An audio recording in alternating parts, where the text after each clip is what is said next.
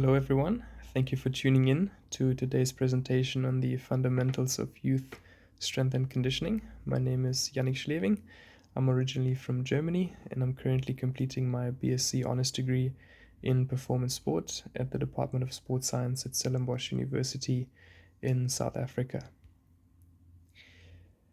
Now, it's very important to follow a scientific approach to keep our athletes safe. That applies to elite level, amateur, and youth. So for anyone that's interested, there's a consensus statement out there, a position statement published in the British Journal of Sports Medicine, one of the most prestigious journals in this field, which specifically deals with the issue of youth resistance training. Now, this leads us to the question of why strength and conditioning for youth sport is important, and I'd like to highlight 4 things. The first one is myth busting. So there continues to be this notion that resistance training in youth may lead to stunted growth, and there's particular worry about injuries to growth plates. However, current research shows that resistance training actually enhances bone formation and growth, as well as other associated health benefits in youth athletes. So we can do away with that myth once and for all. Secondly, it's also not true that youth cannot gain strength through training. A 30 to 75% increase in strength gains has been reported by several researchers following a progressive resistance training program, and it's time to get creative in how we can maximize these gains and how we can ensure that progressive training leads to the desired adaptations that we try to elicit in our youth athletes. Then the third one, which is probably for me the most important one, and that is that confidence in training and competence of training may lead to or can help to lead to lifelong participation of youth in sport. So everything that we are trying to accomplish through additional resistance training should lead towards that goal. That is my personal philosophy. That is what I believe in. And we will elaborate on that a little bit in this presentation as well. Then the fourth one, it's a statement that I actually quite like. It's that not exposing youth to resistance training may actually increase the risk of injury. And there's also in this regard research out there that, for example, shows that particularly with females, there's an increased risk of ACL knee injuries when they are not exposed to resistance training as opposed to resistance training. This is due to several reasons such as hip structure and so forth, but that is a different presentation. Now, when we look at the third point, confidence plus competence equals lifelong participation, to me this leads to 3 points in how I believe we can foster this principle, which is fundamentals, and the emphasis is on fun. Sport has to add value to the children's life and to the children's experience that they have when they play sport, when they do any sort of conditioning. And we can accomplish this through fundamentals, which we will elaborate on in the next slide. Then exercise technique, laying a proper foundation, a good foundation, so that children can continue to participate safe in sport and that we can reach the desired effects that strength training is supposed to elicit. And then the last one is complement the coach's skills training. So the exercise selection will become important here, but also just for us as strength and conditioning coaches to know our role. We are not there to take over the job of the coach. We are there to complement the skills training and the actual planning for the games. If any of the viewers is maybe a coach that would like to include strength and conditioning in their coaching sessions where there's only one coaching staff available, then this might still be very valuable for you to gain more understanding in how you can do that if you see the value in strength and conditioning, which I hope you will take away from this presentation as well. And then most importantly, what this presentation will focus on is how do we accomplish these things with minimal resources. So detailed strength and conditioning in gym-based environments is also subject for a later presentation. All right, fundamentals. For me, one of the best ideas and one of the most underrated ideas is games. I think games will never get old. Children will always be engaged, and we can do this with minimal equipment. The focus should be on a more or less cardio component, and teamwork is a big one. We can come up with incredibly creative ideas how to foster teamwork. It can be used as a warm-up, which I still do in my current environment where I'm coaching. And just to highlight a couple of ideas, noughts and crosses, popular game. We can do this in a maximized format on the court with cones, beanbags, or so forth. Progressions to make it more difficult, but also still to make it more fun. The waiting players that are waiting for their partner to come back, they can do jumping jacks in the meantime, or burpees, to keep the cardio component active and to keep them moving on their toes. Then a second awesome game that I like to play is balloon popping. A balloon is tied to each children's foot, and you have a limited space in which they can move, and they need to try and stomp the balloon out. Last man standing. A progression could be the players that are out have to maintain in a certain pose. So there we connect the playful part to an educational part and actually a training component. For example, they have to maintain in a quarter squat position. Now this will get the legs burning for sure, or a plank position that is. Balance on one leg can be great as well. And that way we can link fun with conditioning, and that will foster this fundamental idea, again, fun in the foreground, that we can combine something fun with actually training them and enhancing their cardiovascular capacity, making them a little bit stronger along the way as well. And then competitions, such as a wall sit, 90 degree at a squat position, last man standing, who can remain the longest, a plank hold, same principle.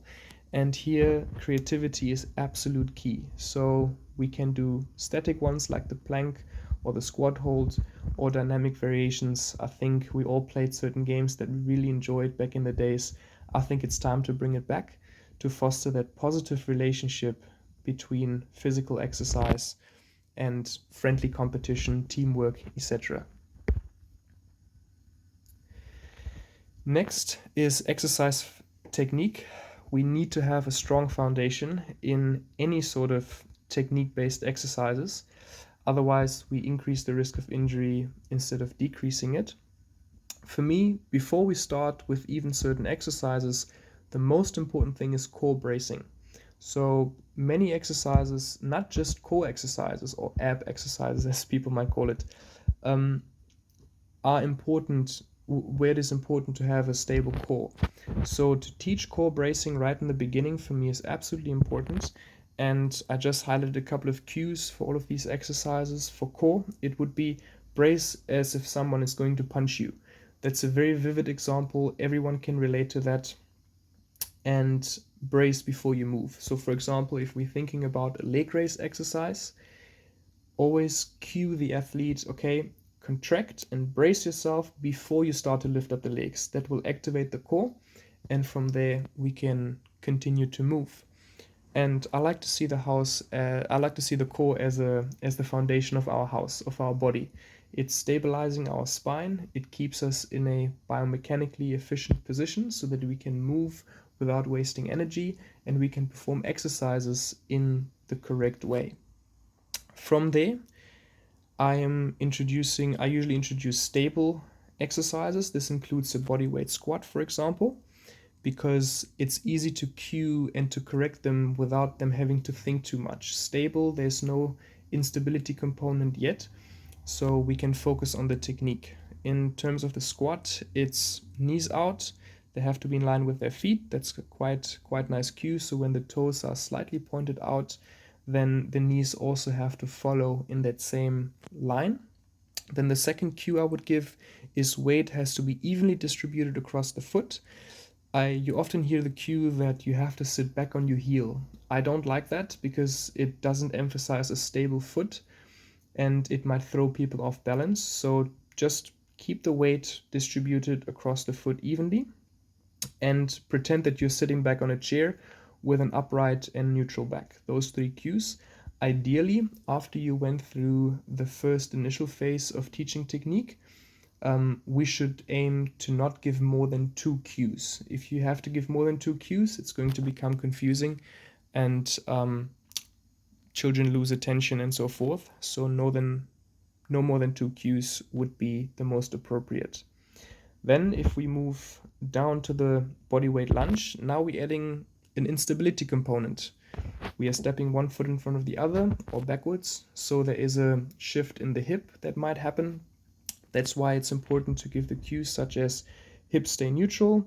You can also advise athletes to keep their hands on their hips and feel for themselves whether there is a slight shift.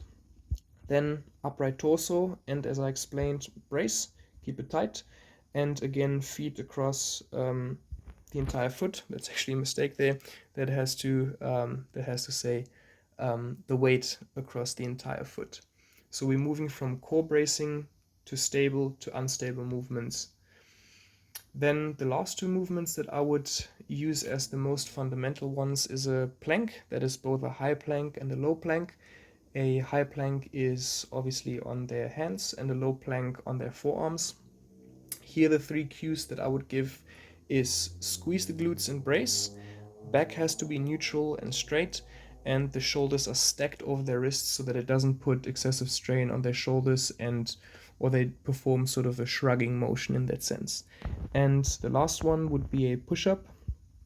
I would always start on the knees. It doesn't matter if some guys want to prove something or want to show off a little bit. Let everyone start on their knees so that we can ensure a proper upper body position. The 3 cues that I would pay attention to here is hands are slightly further apart than the shoulders, and the chest has to be over the space in between the hands.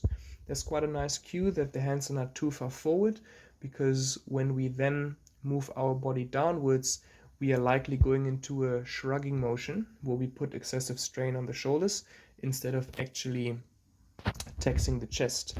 And here it's also important for any coach, hear feedback from your athletes.